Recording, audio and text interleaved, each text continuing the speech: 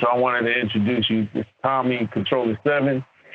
This is our official meeting of Mestizo and Controller 7, man. I still can't believe we made a whole record. It's been how many years?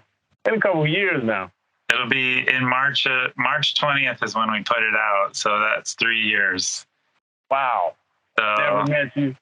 Never spoke to you. I can't believe I never met you in San Francisco, man, because you knew DJ Ohm back then, right? Did you know all those guys? DJ Ohm and Nate and Sean. Yep. That whole crew, right? The record digging crew. Yep, I used to hang out with them all the time. Yeah, that's right, man. I mean, I've listened to your music for a long time, man. When Left Handed Straw came out. Maybe we did meet each other once and just didn't even know it. I don't know.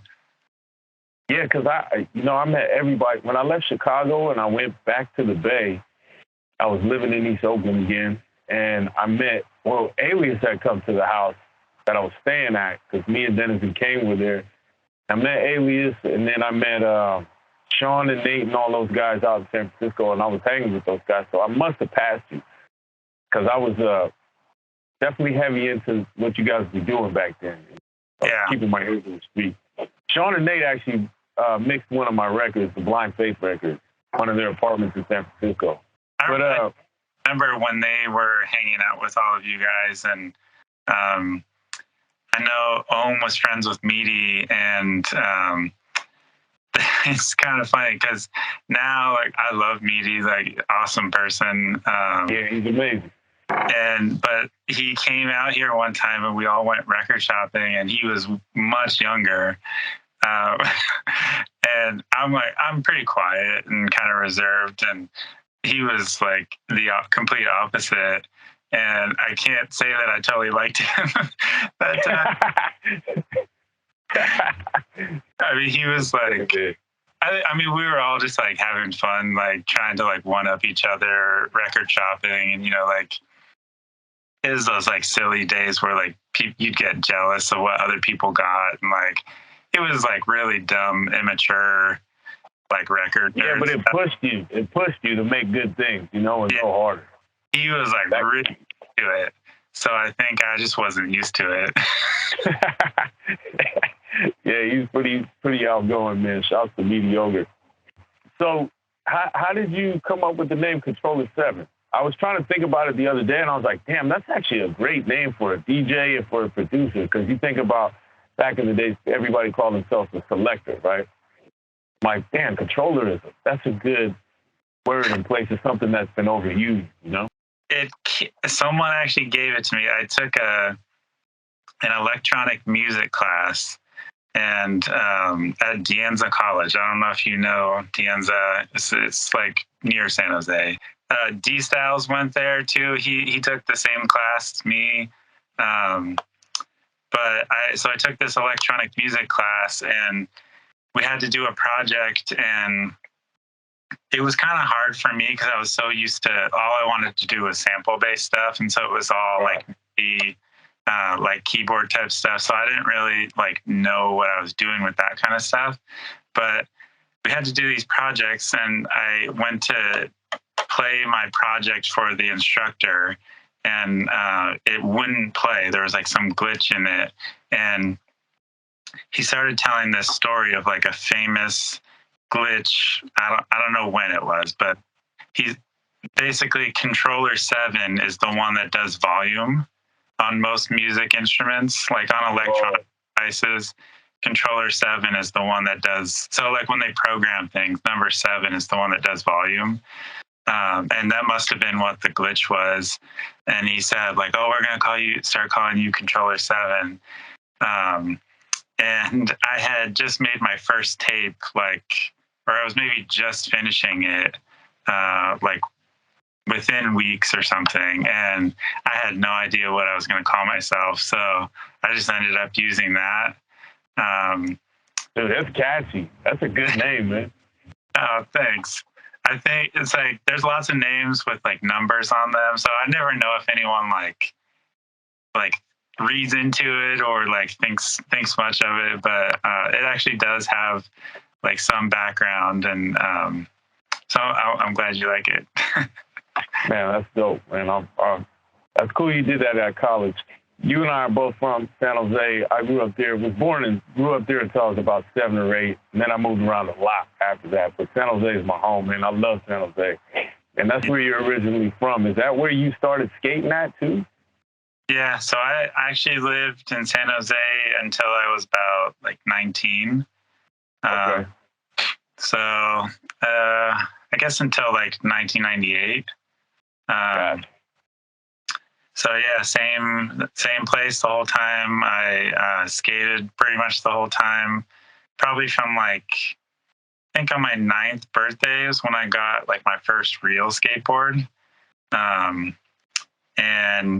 I think it was my 9th. I think it was my 9th birthday. We went to Benicia Skate Park for my birthday. I had a brand new Powell shirt that I got. I forget which one it was. It was a red shirt, but it had this like green kind of like, I think it must have been a Tony Hawk one, but not one of the like super famous graphics. It was kind of like a claw.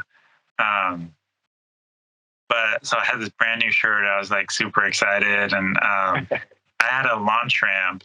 So I like kind of knew how to do some stuff, but I was still young, and the guy that lived across the street from me was older, and he was really good at skateboarding, and so he somehow like convinced like my mom drove all of us up to Benicia. So I had this brand new Powell shirt, and I tried a trick over. I don't know if you know Benicia. It's gone now, but no. So the one by Vallejo.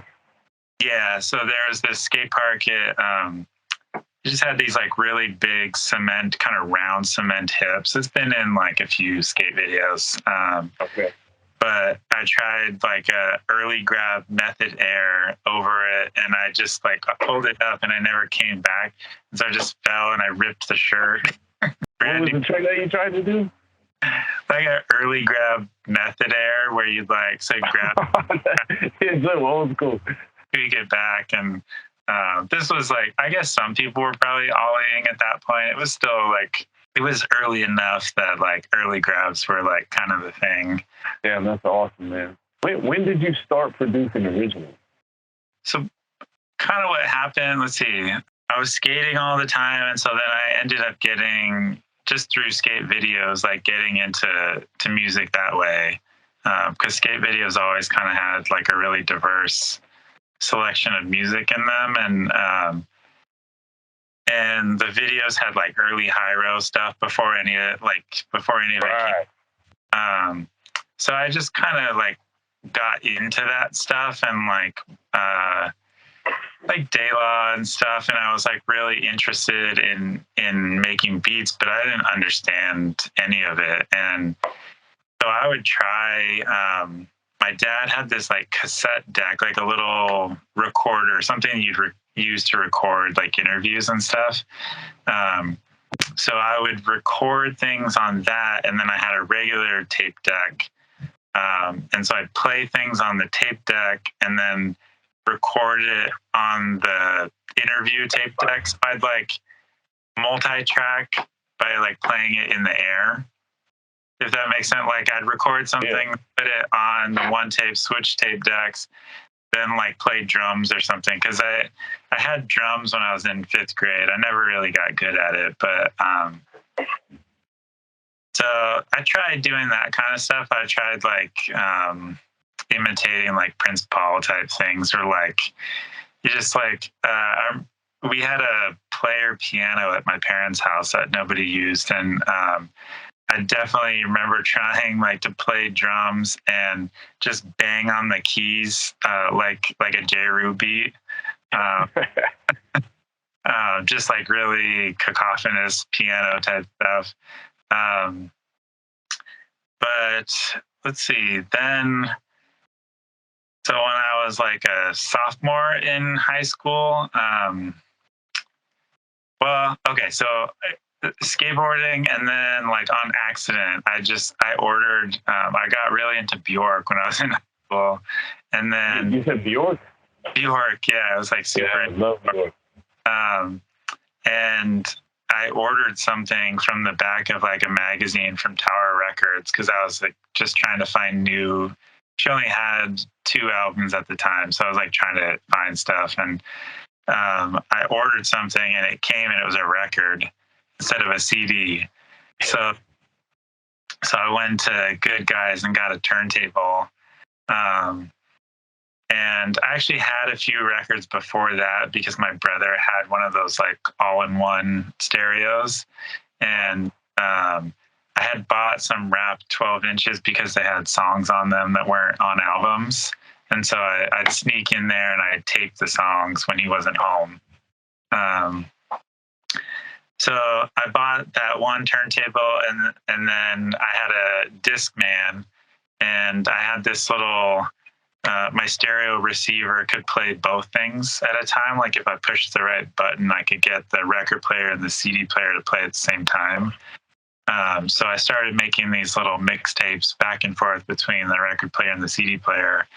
Not really mixing or anything. It wasn't really possible, and I didn't know what I was doing anyways. Yeah, but you're figuring something out. Yeah, I'd just make these like compilations basically, and then right. So then I like doing it, and I thought like, well, if I get like the real turntables, then like it'll work. I kind of thought like the turntables, like you buy expensive turntables, like it'll do it. It does mixing. So I bought some turntables from a classified ad in the newspaper. This guy, he said, meet me at this place, and I like drove to this spot in like East San Jose. And then when I got there, it like wasn't a house; it was like sort of like a lot. And I was just like, oh shit, like what's that? And then he told me to follow him, and then he just took me to his house. And he was super cool. But so I bought a mixer and 2 1200s for $700, and which was like a ton of money for me at the time. But right. So then I got them, and I was like, it's not working. I just didn't get it. I didn't have any friends who did any of this kind of stuff, so like no one could like tell me. I'd never seen anyone like mix and it was still, I guess maybe dial-up internet. Like, there wasn't like the internet to just find every answer. Was it like 95? Say 94? Like either end of 94, like maybe early 95. Wow. So I called him up, and I was like, yeah, I don't know. I don't get it. Like, it's not working. And so he let me come back, and he showed me how to beat match. Whoa. Yeah. He was pretty cool. You got to use the pitch knob for matching all the beats and the records and stuff. Yeah, he like explained it to me. He was like a party DJ, like a mobile. Okay. So I remember he juggled "It Takes Two," the Rob Bass song. Like he did that, and I was, oh man. So I got those turntables and the mixer, and then was really just trying to like make mixes. Like I wasn't really thinking about making beats at that point. And I was listening to the Wake Up Show all the time. Yeah. Every Friday. That was a blessing back then, man. That was a Wake Up Show. I taped those. I'd like basically like wouldn't do anything Friday nights because I had to like stay home to listen to that. Did you tape them too? What was that? Did you tape the Wake Up Show episodes too? I did. I still have a lot of stuff. Yeah, I did too. Sometimes you'd run out of tapes and have to like tape over things and then record. So yeah, they always had like awesome DJs on there, and they would do like sometimes they'd have like mega mixes and stuff like that. And so that was what I wanted to do.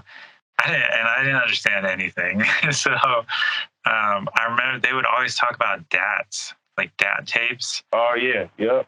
like people would bring in a DAT tape of like a demo or something like that. And so I thought, well, all right, you got to get DAT tapes.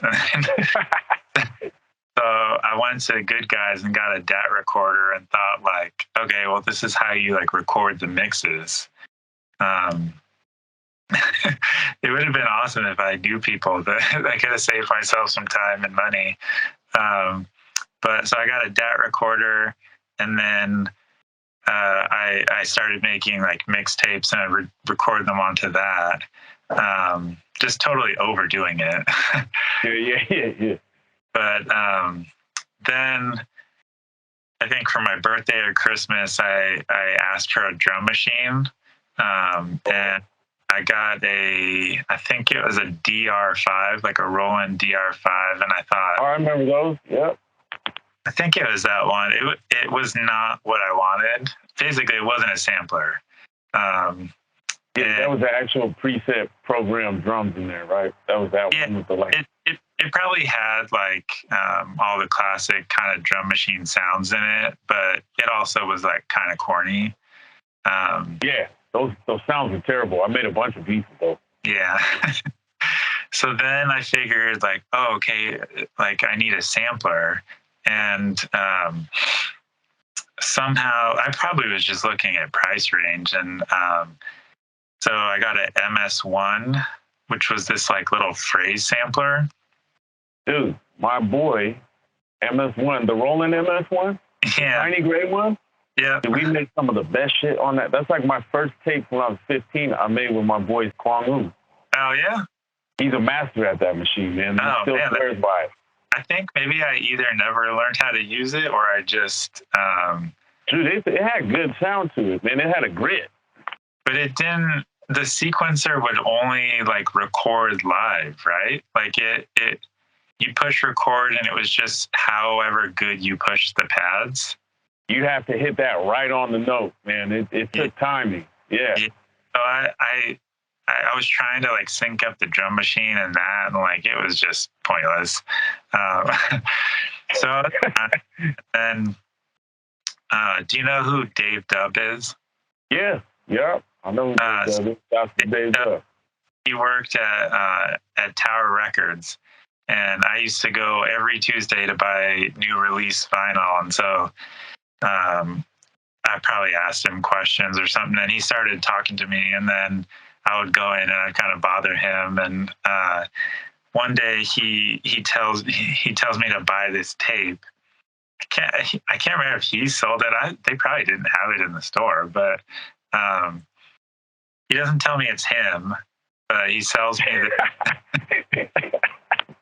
he sells me this Endlessness and Machinery tape, which if people have never heard that, look that up. It's on YouTube. It's called Endlessness and Machinery, and it's got like dope, bro. Yeah, it's got cream cover with like weird kind of dot drawing. So he sells me that, and there's a phone number in it. Then later he tells me it's him. So now it's like, I know some real people. Like, I know that actually raps. So I would go in and I'd bother him, and I had a 4-track too. At some point, I got a 4-track, like a Tascam cassette 4-track, and yeah, that was the days for it. I love the 4-track. Yeah, and I think I was just looking. I was probably reading in the back of Herb. Like I'd buy stuff based on like the ads in there. Like I didn't know what you were supposed to use. So I've got a 4-track. I tell him I have a 4-track, and honestly at that time, like if you had a 4-track, that was like good enough for people to come over to your house and record. Like people were like kind of desperate for any recording device. Yeah. Because Dave wanted to come over and record, and Iz from the Derelicts asked me one time too. Whoa. And it seems so funny to think that like a $200 4-track is like your golden ticket to have people come forward. But I definitely would have come over at that time. You had a 4-track. I would have been there too. I didn't even have beats or anything. I just had the 4-track. So we're talking, and somehow he asked to come over, and it was like he arranges for me to pick him up. Like, this pre-cell phone, calling on the landline. So I think I like went and picked him up in Campbell, and then we had to go pick up his producer, who was Tape Master Steph, who he did that Endlessness and Machinery tape, but he did some like Stones Throw stuff. Okay. He's part of that kind of like Milpitas, Peanut Butter Wolf, Fanatic, that crew. Is that where they were from? Milpitas? Yeah, Milpitas. I always thought they were from San Jose for some reason. They say San Jose because it's like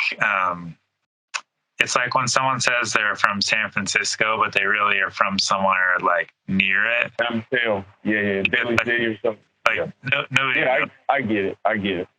So, and Milpitas just like, but like Charisma on the Charisma record, he says Milpitas is my home. Oh, really? Oh, yeah, man, I didn't even notice that. Yeah. So I pick up Dave in Campbell, and then we have to go pick up Steph in Milpitas, which is like kind of opposite sides of South Bay. And then what part of San Jose did you live in? I lived kind of like in the middle of those two. So I'm driving one way, driving like twice the other way. Then when I get them, they were just like huge stoners, and like they wanted to go to a park and like just like smoke weed for a long time. And like this is like I'm like 3 hours into it before we even like get to my and then we get there, and like they basically just recorded a song at my house, but Steph brought his Insonic EPS, and dope. And seeing him use that was like a total eye opener for me. It was like, man, this thing like samples and you can sequence it. Like you know, like you program on it. Like I can't remember if he made the beat there. He definitely. I had a X-Clan record that he used, and he did like he scratched the chorus, but. They recorded a song. I've been trying to find the tape because I think I still have the 4-track tape. I don't think they ever did anything with it, but it was a pretty good song. But so I saw him use that in Sonic EPS, and it like blew my mind. It was like, oh, like, that's how you do it. Like I could not do it with all the stuff that I had. Like I was trying to basically like, I had no sequencer. So it just didn't work for me. And then seeing someone like program something with a sequencer and like the keyboard and everything. And luckily, like those days you could go to Starving Musician and like find a lot of stuff. So I found one. It was probably like $300, I think. Because I think at that point there may not have been an ASR there, but there was an Insonic 16 Plus, and then it wasn't out yet. The ASR 10. I think they had that little like the kind of MPC style one. Right. So the EPS was kind of old already at that point, and not like valued in a way. Like I've looked recently, and they're like, I don't know, like $900 or something. So I got one, and then that's kind of like the start for me, because like everything before that, I was like I wasn't doing anything good, and I did do it like since I had that song that they recorded, I had the acapella, and so I like remixed the song with Dave's vocals, and I didn't even know anything about like being on time or anything. I basically just put a beat under him,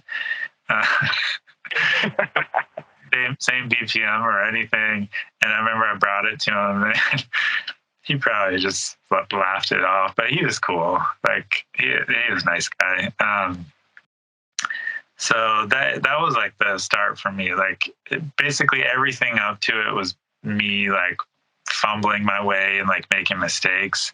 And then once I got the EPS, I would say that's like when Controller 7 kind of started. And it's like right around the time I took that class and the teacher gave me that name. So that makes a lot of sense, man. It makes a lot of sense why you're so intricate with your beats, man, and why everything kind of sounds the way that it is and how your style is shaped, because you've done a lot of trial and error and figuring things out for yourself, man, because your music sounds uniquely you. I can tell when it's a Controller 7 beat, you know? Thank you. That's why it's like, I don't want to get too far ahead of myself, but it's been an honor to work with you, you know, for me personally, because I was such a big fan of you in the Anticon days, you know, because all we did was cipher and freestyle, you know, before I even wrote songs, cipher and freestyle, we just use your beats and freestyle. You know what I mean? To like left-handed straw stuff? Yeah, man. Those beats are so fucking hard and dark. And that also, like, when I found out you're from San Jose, I'm like, damn, this is a San Jose sound? This is tight, man. Like, yeah, this is completely different than anything I've heard come out of San Jose, you know? It's funny you say that because I worked at Rasputin's at the record store, and this guy, Carl, that I worked with, who I was friends with, I still talk to him. He's cool. But he knew me like early. So he knew like my first 2 tapes, and like my first 2 tapes, like no one really knows the very first tape unless they went to school with me. There's probably like 30 copies of that one or something. And Have you repressed it? I never repressed it, and I don't want to. But I would love a special copy, man. The second one was called Cross-Eyed Dyslexics, and that was the one that. So I made. I think in the end, I probably made like 100 copies, but I sent it to ATAC, which was the mail order catalog. Yeah, I remember that. Yeah. That was how I ended up meeting all the Anticon guys, because I sent it to ATAC. Paul started carrying it. P- started carrying it, and it was right at the time when Soul moved out there. And before he had a place, he stayed at P-'s house. So my tape was there, and I guess Tim ended up listening to it. And he called my house, and my dad answered, and he like pretended he was like from a record label and made it sound all serious. And he wanted to talk to his son. And to my, he's like, I want to talk to your son about a record contract. And then my dad gave me the message, and I was like, what? And so I talked to him on the phone, and he was like telling me who he was. And I didn't really know, but I actually had a Live Poets. I think I had both of the 12 inches just from buying stuff at Rasputin's. And but I didn't really know who he was. Like I wasn't like, dang, like Soul's calling me. Like, were you a follower of the whole underground movement that was going on at the time, or were you just submitting beats? Well, so that tape that I sent to ATAC was just all me. So it was kind of like Left-Handed Straw, but my earlier style. It did have Jihad from Third Sight on it, but me too. And it wasn't that he intended to be on it, but I used to hang out at this radio show, and they had some of my beats, and so Jihad was there freestyling, and they played one of my beats, and he freestyled on it. So I put that on the tape.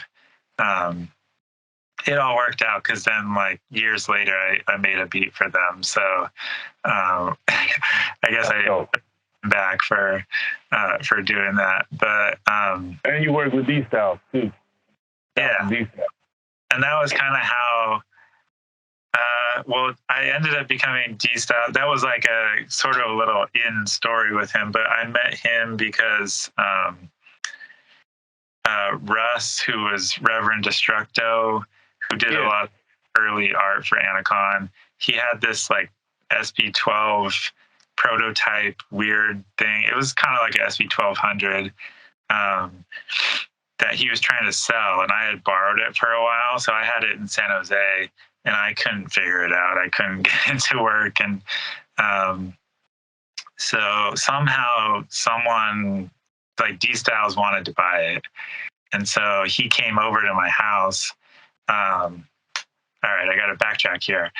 When I was in high school, before all that stuff I just told you, so when I'm like in the DJing days, I'm like a huge scratch nerd and loved invisible scratch pickle. That was kind of like what I wanted to do, just like all the scratch. Me too. Really got good at it. I'm Filipino, man. I anything Filipino, I love.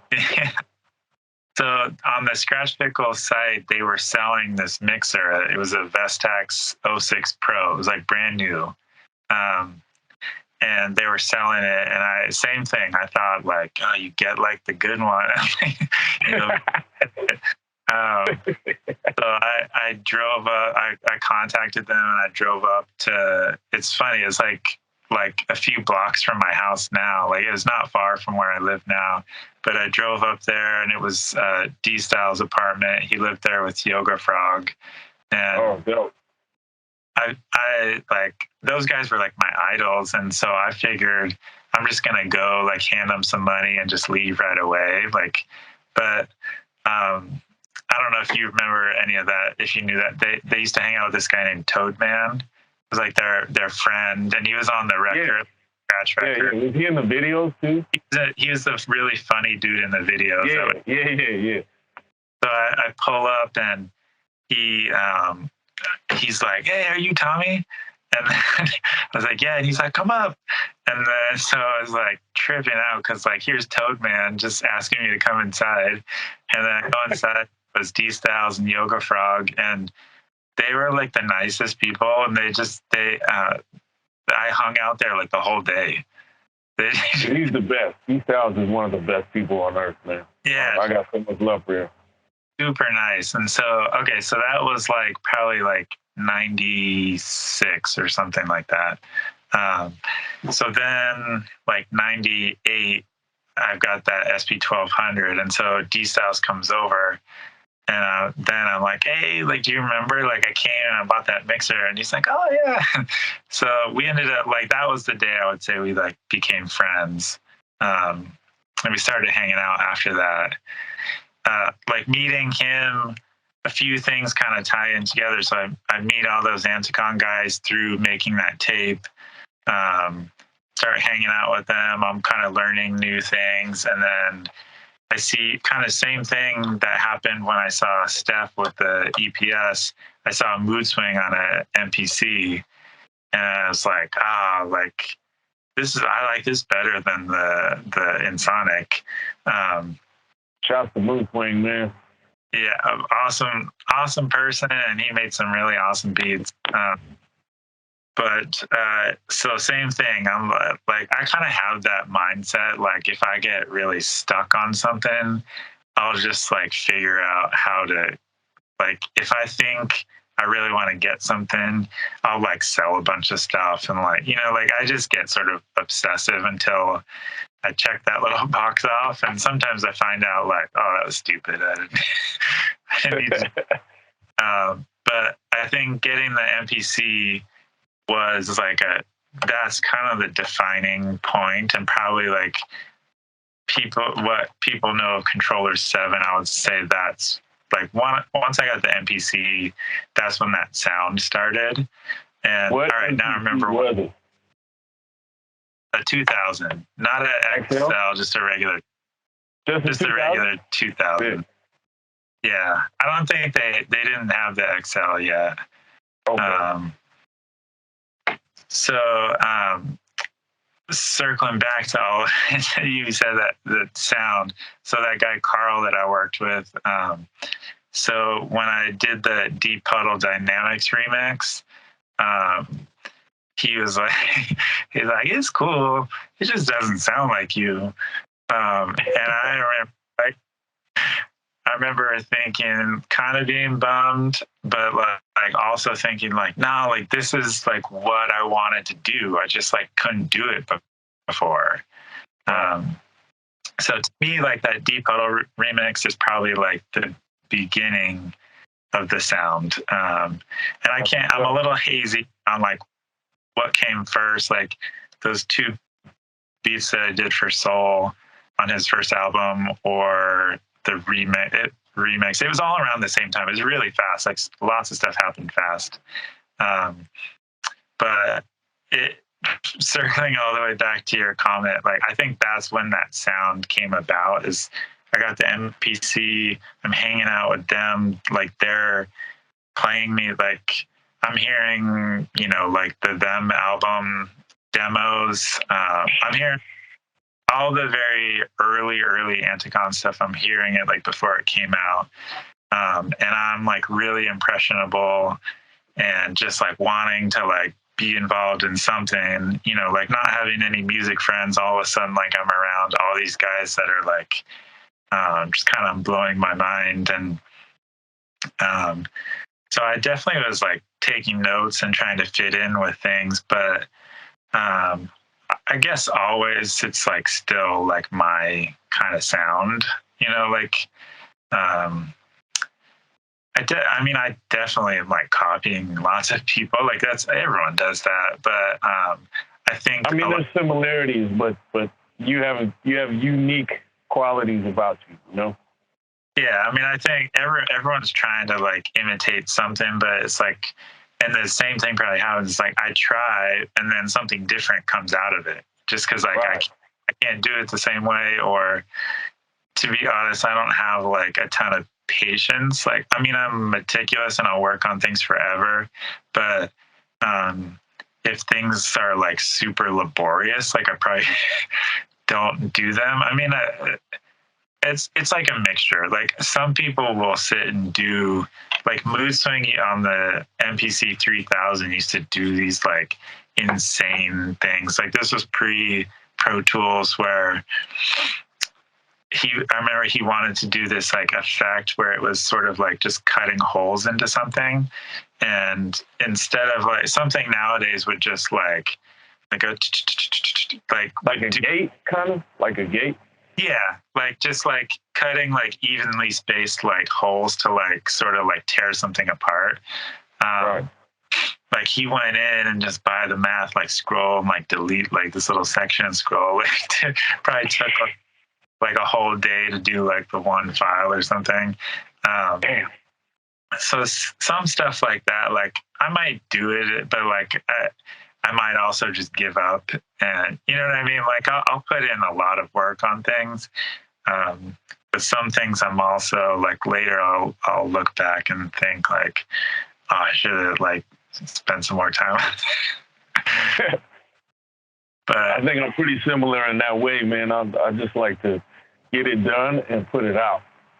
Yeah, I like to get the ideas out, and then I may sit with something forever and kind of obsess on it. So yeah, it's a combo of like lazy and like overly like obsessive about things. Interesting combo. Yeah, so and D Styles does kind of play into that too, because so when I met up with him that second time. I went to his house and I traded him. I had all these old Atari chips. Like they weren't full cartridges, but we just had like my neighbor worked for something where they had like the ROM chips for the Atari games. So you had this like one thing that you would insert into the Atari and you'd put the like ROM chip onto it and clip it on. So we'd have like a basket full of like 50 games and like one input. And I gave him all that stuff because he was really into it. And I went over there. He had an 808, and I remember I sampled all the sounds from his 808 into my MPC. But he told me about this record that had a drum break on it.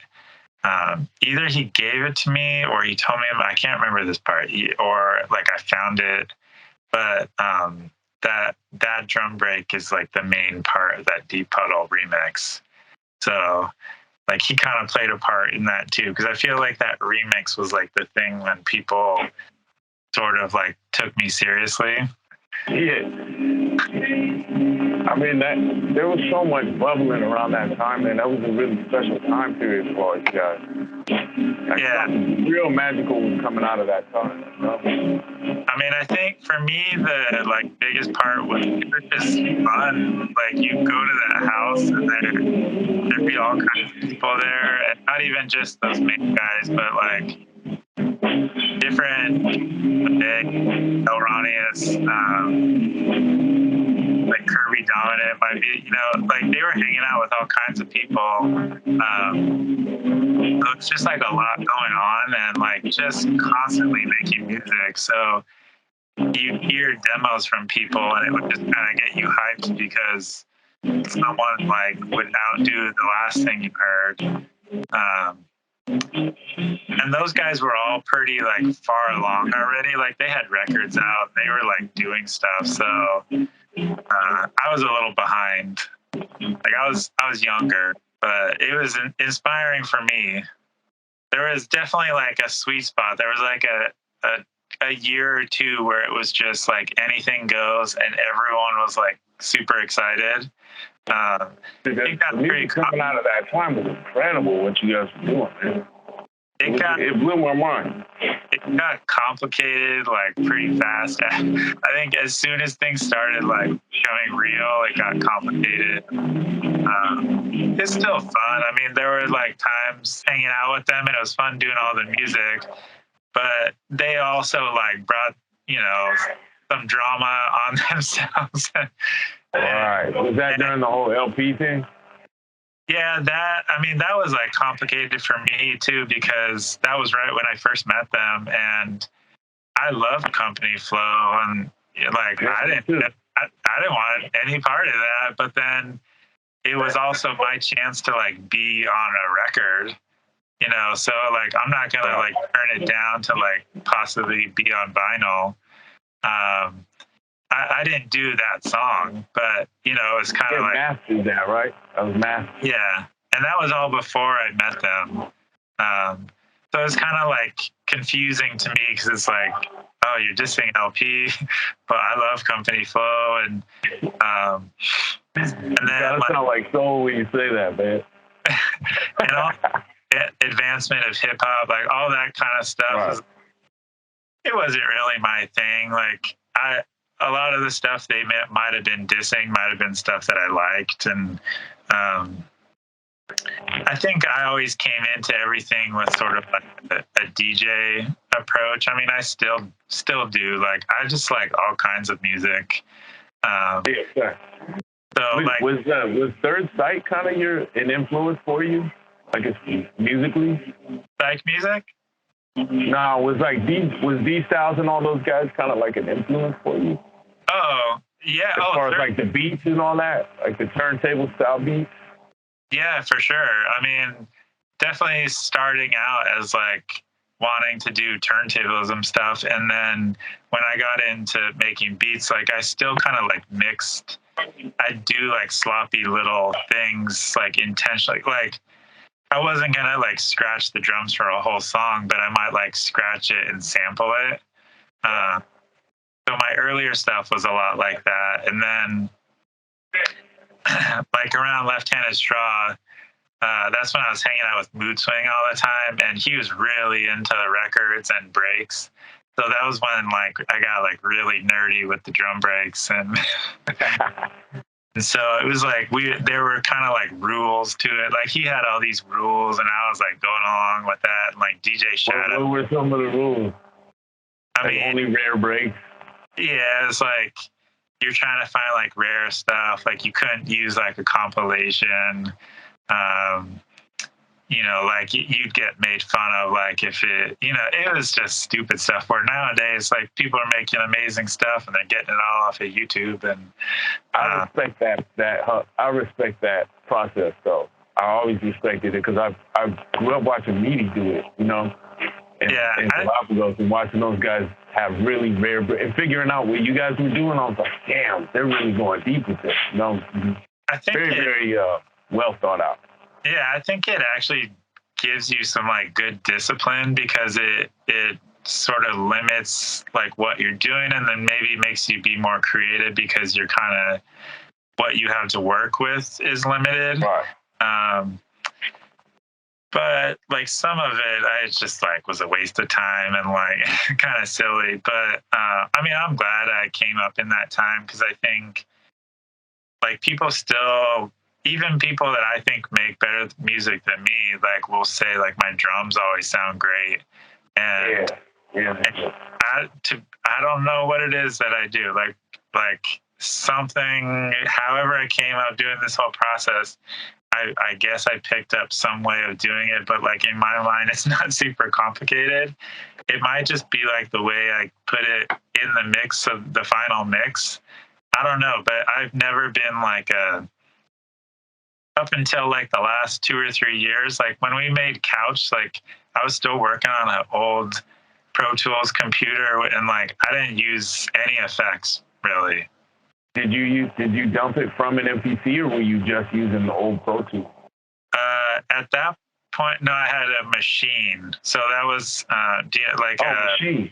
Yeah, okay. a native machine. So it was machine and old Pro Tools, but like in terms of like mixing and like the only thing I ever used was reverb. Like I never used no compression, like no limiters, like no EQ, nothing. Like Left Handed Straw has like nothing but like there's like 2 songs with reverb and it's mixed straight from a 4-track onto a CD. Would you say that's because you already have the samples are already mixed down for you and like EQ'd and compressed the way you want? I guess, but I mean, everyone else is doing samples and compressing. I just never understood how to do it, and I do know more now, but I don't feel super confident in like doing it right, and I think you can hear when people do it wrong, and I'm just afraid of being able to hear it wrong. So I just don't really do it. But I mean, I've learned a lot more these days. I got a new computer like 2 years ago and new Pro Tools, which was like amazing because when we did Couch, like if I had to bounce something, I had to bounce it in real time. So like it's playing the whole length of the song. Yeah, I kind of figured that because every time I'd ask you to bounce something, you'd be like, it's going to take me a minute, man. Yeah, it'd take me a while to do it, especially when you get down to like the album mix. It's like the whole album, like I got to run it through, and then if something had to change, I got to go back and do it all over. The album mix that was like a half an hour of a bounced out in real time, huh? Yeah, and I probably did it a ton of times. Awesome, and I was even actually I did have a laptop then, so I was going back and forth from this computer, from a Mac from 2001 and a laptop, but some of the files, like I remember I had to like bring them over to the laptop to like do something to fix it, and then I'd have to bring it back. And it was the old computer has USB 1. So like even that, like sometimes it would take me like 2 hours to transfer a file off of a USB stick. But now, how recently did you get this new equipment? So after doing Couch and Billy, that record with Buck. That's why there's so much new Controller 7 music coming out. Let's see. So the 3 records I did that year, the Couch, Billy, and then that Exhale record, I did all those on the old stuff. Right. But I like kind of had a mixture, and then everything I've done since then has been, so like I got the computer maybe like 2 years ago. So yeah, everything after that, I'm kind of like in this new, I hope it doesn't like change the way everything sounds. Like sometimes I think about that, like maybe things sounded good on all the old stuff. But I don't think so, because I put out another record that was all off of the Exhale 2, which is that's the one where it's like me, like, I don't know if people knew that, but it was me playing stuff more than it was samples. That was all off of the new. Yeah, the record's dope, man. Very, very, very happy with that record. Thank you. Cool that you played everything too, man. I definitely want to, like, there's a few things I want to touch on, like how Couch came about and how Billy came about and how Feature Island's remix came about. Okay. I mean, Couch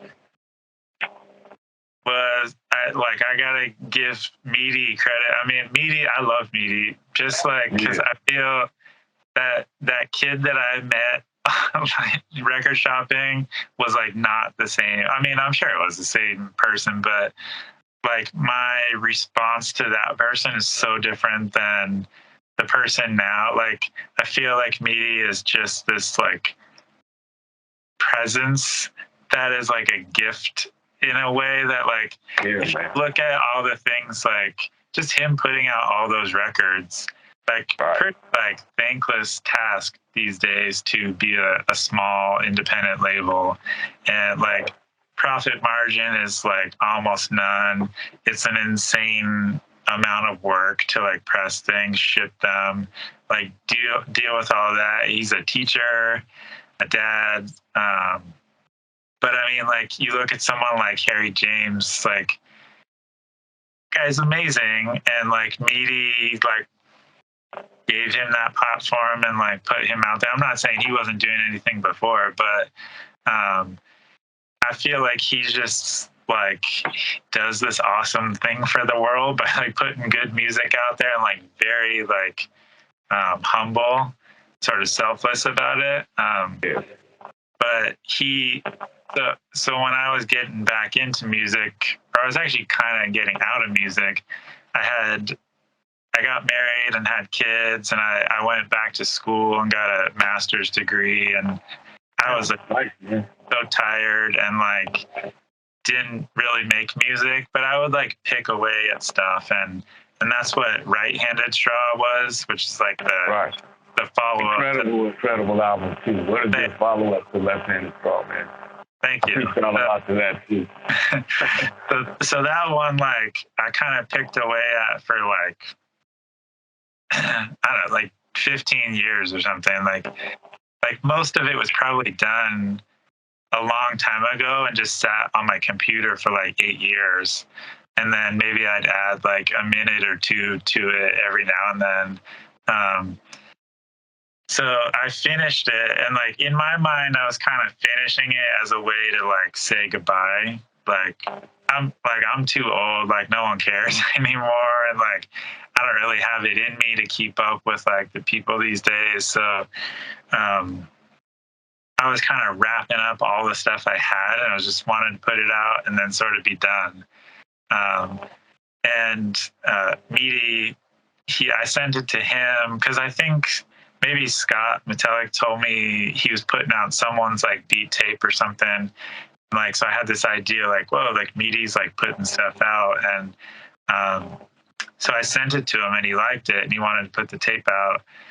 And just him doing that, like, kind of got me like, whoa. And then people bought the tapes and like people were excited about it. And it just kind of changed my mind. Like, oh, like maybe I could keep doing this, and you know, maybe people do still do care. And then it wasn't that long after you guys did the barbecue, right? Mm-hmm. You guys did that EP, and then I asked him about it, like, and he said, "Oh yeah, we didn't have much time. We just did it in one weekend." And I was like, I've spent like my whole life up until this point, like overdoing everything. Like I'd take forever to do, like it took me like 15 years to do Right-Handed Straw. So the idea of like making a record in a weekend was like, I couldn't really wrap my head around it, but it was like so inspiring to me. Just dang, like that's possible. it sounds silly now in retrospect, but no, not at all. Not at all. I just had no experience with that. And so I had it in my mind, like, and I think at the same time, since Media had put out Right-Handed Straw, like, I think he gave you one, and you had sent me a DM saying, like, complimenting me on it. So here I've got, this guy made a record in a weekend. He sent me a compliment about my music. Like, maybe I'll ask him if he'll do a song. So I did, and he said, yeah. And then that was when I kind of like went back and to myself, I just said, all right, he said yes to a song. I'm just going to make a whole album. And then, so I'll present it. He could pick one song, or we could just do the whole album. And yeah, so, I remember that deal. So my task for myself was make it so good that you would like have it all be there. That so it wouldn't be like a beat pack where you'd be like, oh, this is cool, like I like this, or want to like change anything. That it would just, you'd hear it and be like I get it. I hear what you're trying to do. So I mean, I spent a lot of time on it, and it still to me is like one of my favorite things, just because like like every project I do afterwards, I feel like I'm more mature than when I made that one, like musically, like, oh, like I wouldn't have done that. But then there are other things where I look back, I'm like, whoa, like that was really cool that I did that. Like I wouldn't think to do that now. So like, it's not that like, I think that's like the best thing I've ever done. I think it is probably one of the best things I've done, but to me, it's the like most important one, just because I was ready to like give up.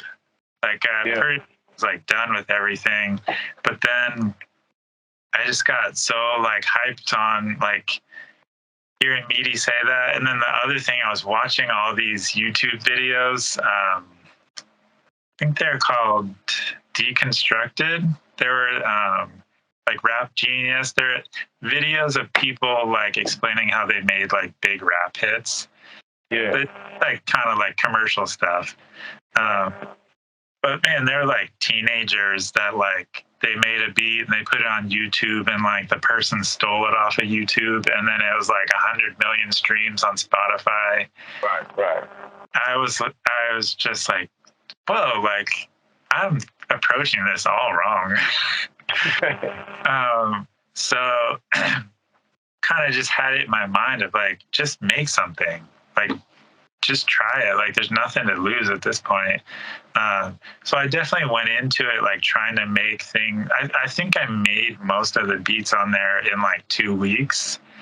But then like once I got past that point and I started to put it together, it went from like spontaneous to like obsessive. So I went into it really fast, and then I flipped into a different mode of like, oh, well, like this is kind of good. Maybe I should like work on this. But for the most part, the end result of the album, besides like we switched that one song, like most of it was like exactly how it was. There's a few like the scratching on there that I did, and the D-Style thing wasn't on that beginning demo. But what was the first song we made? I don't remember. I mean, for anyone listening, I made the thing exactly in the order it is. So, but I don't. Yeah, I wanted to kind of touch on that too. I don't remember what first song we made, but when you handed me the whole thing, I was like, oh, this is dope. This is like him handing me a piece of art, and I'm just going to add to this piece of art. And I respect you and admire you so much that I was like, oh, hell yeah. I usually would pick through beats and be like, nah, I don't want to hit that one. But I was like, man, I'm going to challenge myself with this. Let's see where I could take it, see where it goes. And a lot of the songs, I freestyle a lot of that, punching stop and go, punches, stop and go. Freestyle a lot. Had a concept in my head and then just pieced it all together. You know what I'm saying? Yeah. But I think I've never done that before. That was the first time I ever did that. And I think Couch and this last Alpha are like the two projects I'm most happy with as a complete album, you know? Nice. I can't remember which one you sent back first. It might have been Best Served Cold, that first one. But Yeah. I was just thinking that. either that or like It could have been Promised Land too, though. oh yeah, maybe. It definitely wasn't in order. And some of them like were like yeah, some of them took longer, and You Can't See What I Can See. That was the one that like my original beat I think was kind of throwing you off a little bit. It's pretty much the same beat. Oh, and then you put those drums on it, and I was like, yeah, we did it. And then I'm glad you did that because it's much better the way it is. I love those drums hit hard, bro. But yeah,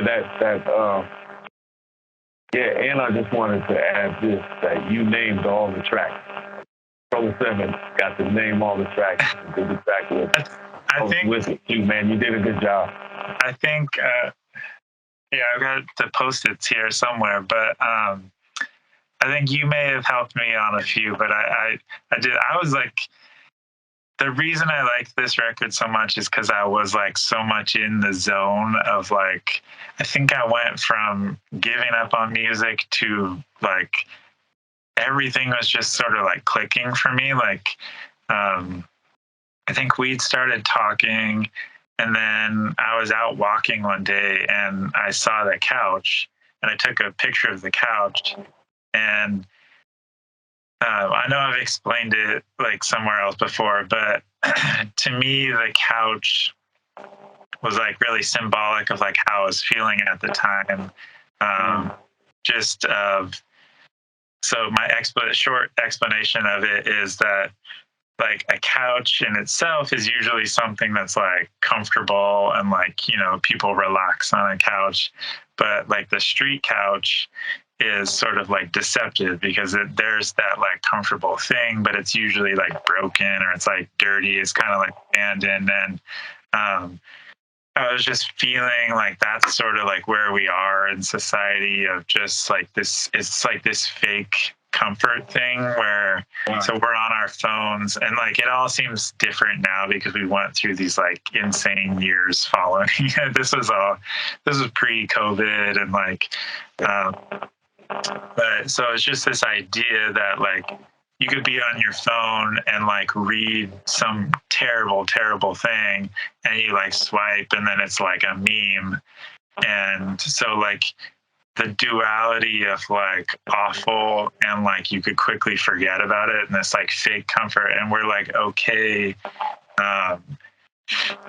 sort of overlooking the reality because we're like lulled by the other stuff, if that makes any sense. Like it's just all like fake, and then like the irony of like reading about this terrible stuff on like an expensive phone that's in your like computer that's in your pocket, just like all of it is just kind of insane.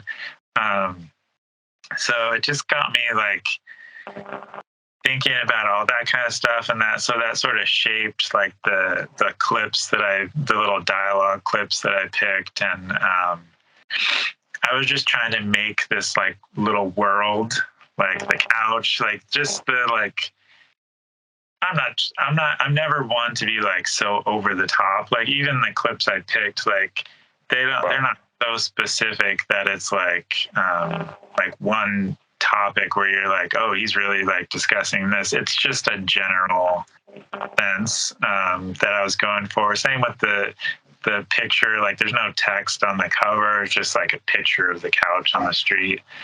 Yeah, and that's kind of how most of the songs were written too, except for Lay Your Life Down. It was about a friend of mine, I just thought about this. A friend of mine who did a couple tours in Afghanistan and just came back kind of really depressed and had PTSD, and he ended up taking his life right at the start of COVID, and that was a couple months before we actually released the album.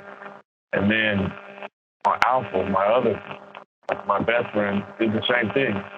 In October, man, I think COVID just kind of like took over everybody's brain that I was hanging around. So it just made me think about that. That was the only specific topics that I wrote about on Alpha 2 and on Couch.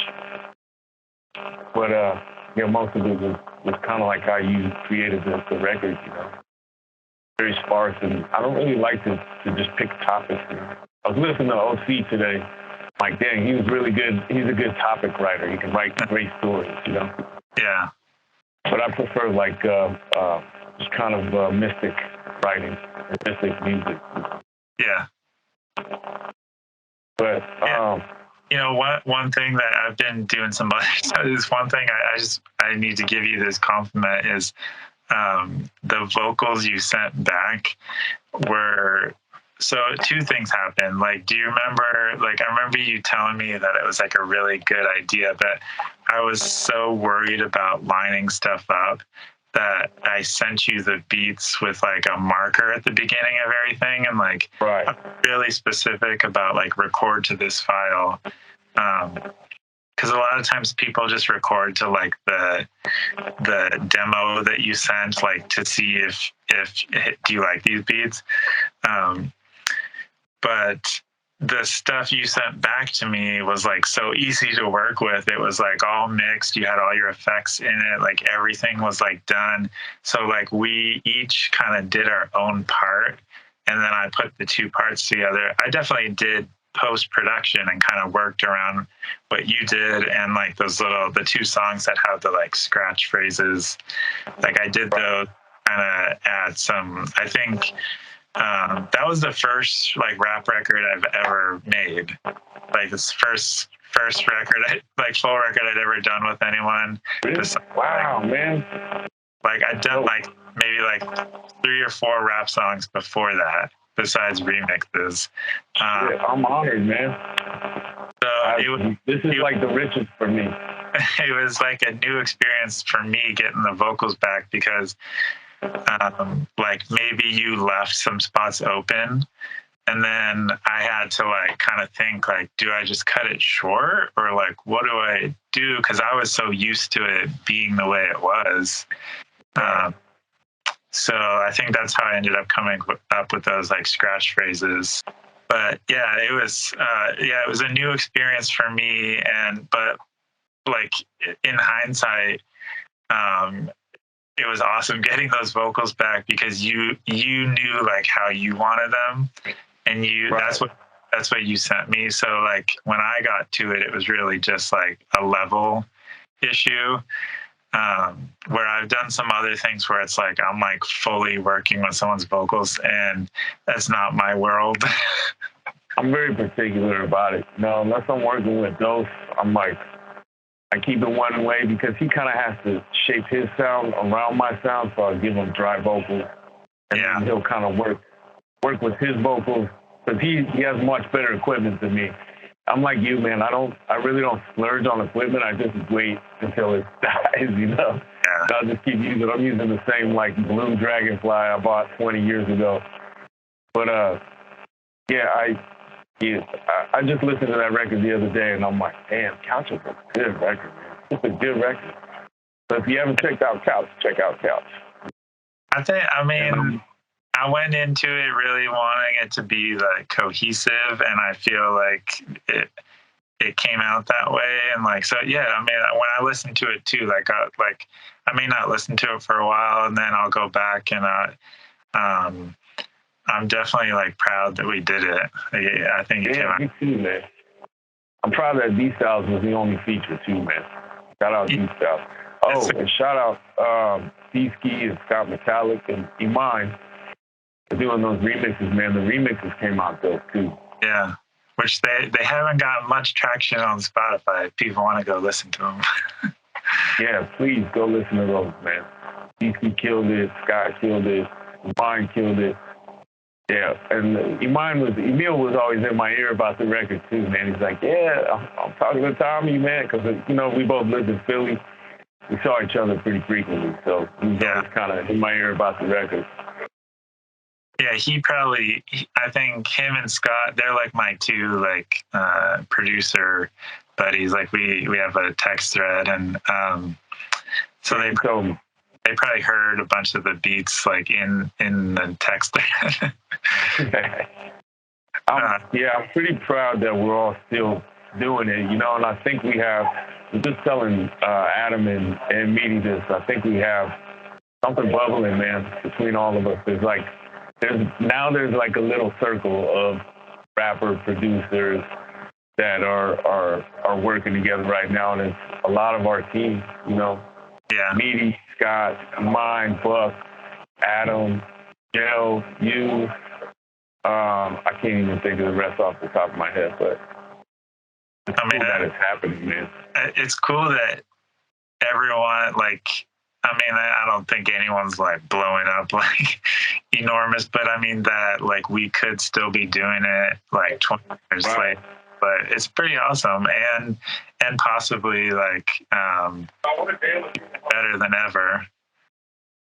Well, I'm hyped about it, man, and I gotta actually cut this because the spot I'm at is shutting down, but I want to do a part 2. Okay, yeah, let's do it. I appreciate you doing this, man, and it's nice to meet you finally. Yeah, I'm proud of everything you've done. Check out Controller 7, Instagram, Bandcamp, Spotify, all that. One love, man. I appreciate you. You too. Lyrical, spiritual.